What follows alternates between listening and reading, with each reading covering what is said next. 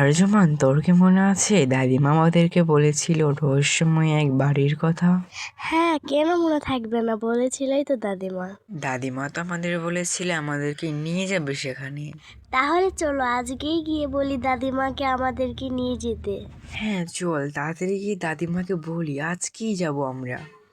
ওই দেখ আরজুমান, দাদিমা বসে বসে গাছের যত্ন নিচ্ছে। হ্যাঁ, তাই তো দেখছি। এখন কথা না বলে চলো তাড়াতাড়ি যাই। কি রে, এতদিন পর বুড়িটার কথা মনে পড়লো তোদের? এতদিন পর কেন দাদিমা, তোমার কথা তো আমাদের প্রায় মনে পড়ে। ঠিক তাই দাদিমা, স্কুলের কারণেও তো আমরা আসতে পারি না। তাহলে কেমন আছিস তোরা? আমরা ভালো আছি দাদিমা, তুমি কেমন আছো?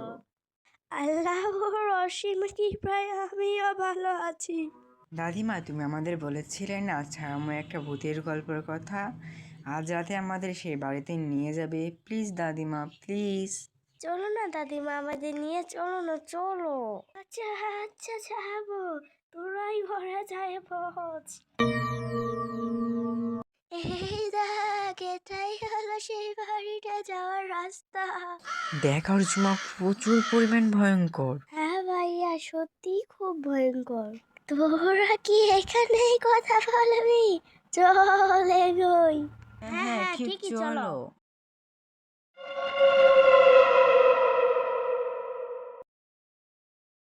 এই দেখ, এটাই হলো সেই বাড়ি।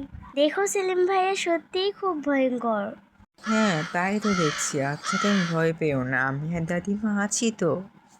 এর ভিতরে দুকুলে স্বপ্ন নয়, কিছুটা সত্যি। সত্যি দাদিমা? হ্যাঁ আর্যমান, দাদিমা আমাকে ছোটবেলায় গল্প শুনিয়েছেন।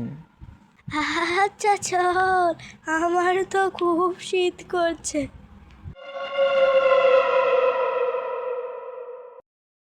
পরবর্তী অংশ দেখতে হলে আমাদের চ্যানেলটি সাবস্ক্রাইব করুন।